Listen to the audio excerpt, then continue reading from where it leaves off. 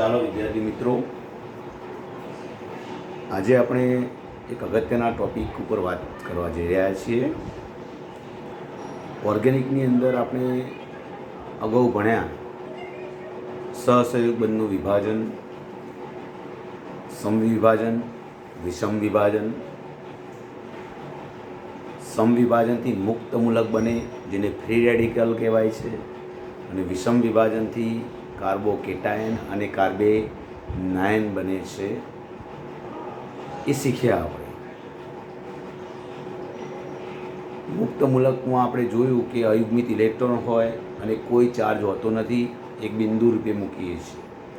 જ્યારે વિષમ વિભાજનમાં કોઈ એક ઘટક ઇલેક્ટ્રોન મેળવે છે, બીજો ગુમાવે છે. જે ગુમાવે છે તેના ઉપર પોઝિટિવ ચાર્જ આવે છે અને જે મેળવે છે તેના ઉપર નેગેટિવ ચાર્જ આવે છે. જો કાર્બન ઉપર પોઝિટિવ ચાર્જ હોય તો આપણે એવું નક્કી કર્યું કે એને કાર્બોકેટાયન, અને જો કાર્બન ઉપર નેગેટિવ ચાર્જ હોય તો એને કાર્બએનાયન કહેવાય છે. આપણે જોઈ લીધું. હવે મિત્રો, કાર્બનિક સંયોજનની અંદર ઇલેક્ટ્રોનના સ્થાનાંતરના લીધે કેટલીક અસરો જોવા મળે છે, જેને ઇલેક્ટ્રોનિક ઇફેક્ટ કહેવાય છે. ઇલેક્ટ્રોનિક અસર ચાર પ્રકારે આપણે ભણવાના છીએ. એક ઇન્ડક્ટિવ ઇફેક્ટ, જે આજે ભણવા જઈ રહ્યા છે. પ્રેરક અસર, જેને કહેવાય inductive effect. Electromeric effect, resonance effect અને હાઇપર કોન્જ્યુગેશન. આ ખૂબ અગત્યની છે. આપણે કન્ટિન્યુ થઈએ જરા. પ્રેરક અસર એટલે શું, અથવા ઇન્ડક્ટિવ ઇફેક્ટ કોને કહીશું? તો વાક્ય લખેલું વાંચીએ. સહસંયોગ બંધથી જોડાયેલા બે પરમાણુ વચ્ચે વિદ્યુત ઋણતાનો, જેને ઇલેક્ટ્રોનેગેટિવિટી કહેવાય, ઇલેક્ટ્રોનેગેટિવિટીમાં તફાવતના લીધે બંધ કેવો બને? ધ્રુવીય બને છે. એટલે કે જ્યારે બે પરમાણુ સહસંયોગ બંધથી જોડાયા હોય, દાખલા તરીકે હું જસ્ટ ઉદાહરણ એક લઉં. ઉદાહરણ આપણે લઈએ, એ બાજુમાં હું લખું છું એક ઉદાહરણ તમારી સામે. આ બાજુ અહીં લખું. ચાલો,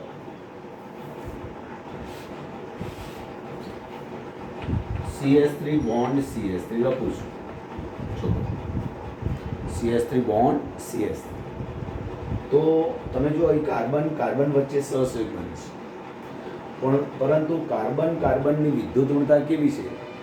સમાન.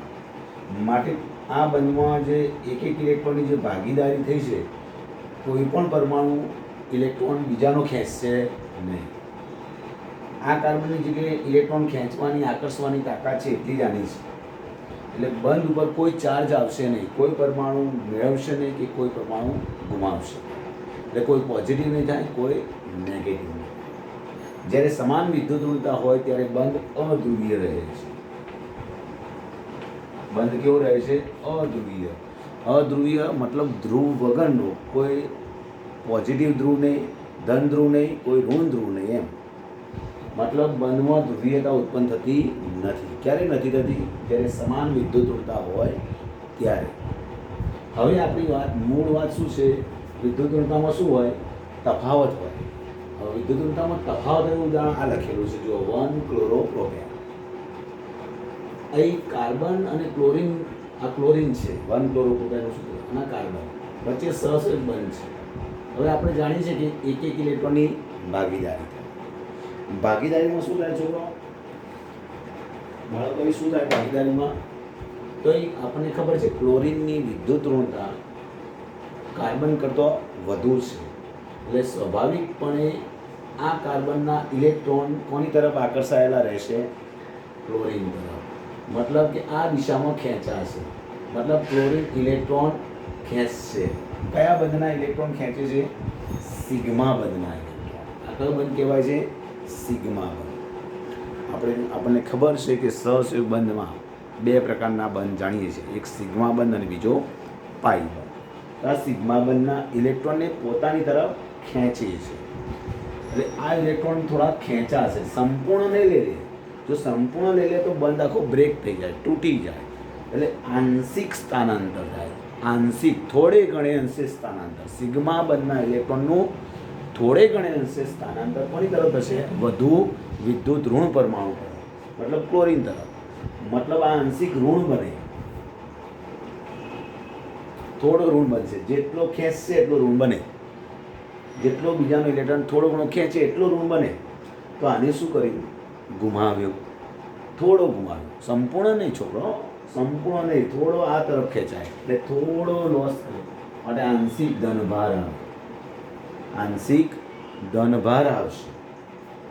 મતલબ બંધ ઉપર ધ્રુવો ઉત્પન્ન થયા, એક પોઝિટિવ ચાર્જ અને એક નેગેટિવ ચાર્જ, બંધ ધ્રુવીય બને છે. હવે આ બંધ ધ્રુવીય બન્યો, આ ઘટનામાં શું થયું? ક્લોરીને ઇલેક્ટ્રોન ખેંચ્યા કોની પાસેથી? કાર્બન પાસે.